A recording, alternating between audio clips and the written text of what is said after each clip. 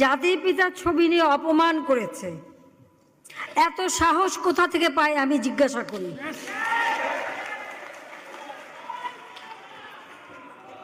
আমি জানি না আমাদের হাই কমিশনার এখন কারা বসেছিল এবং তারা সেখানে কিছুই করতে পারলো না কেন, সেটাও বড় প্রশ্ন।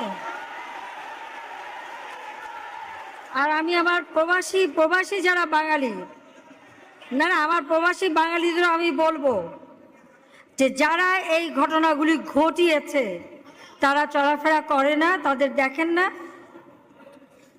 যে হাত দিয়ে জাতির পিতার ওই ছবি নিয়ে তারা ভেঙেছে, তাদের যা উপযুক্ত করা উচিত সেটা করতে হবে।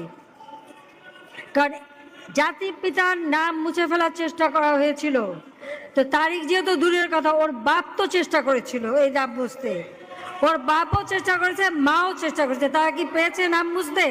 পারে নাই। ইতিহাস কখনো কেউ চাপা দিতে পারে না। আর জাতির পিতা তার 7 মাসে ভাষণে বলে গেছে যে বাঙালিকে কেউ দাবায় রাখতে পারবে না, পারে নাই দাবায় রাখতে।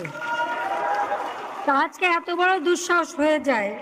হ্যাঁ, আমি প্রধানমন্ত্রী এসে আমারটা যা করুক ওটা আমি কিছু মনে করি না, কিন্তু যিনি আমাদের জাতির পিতা, যার আইন আছে, সেখানে হাত দেবে এত সাহস কোত্থেকে পেল? তারিখ যে ভুলে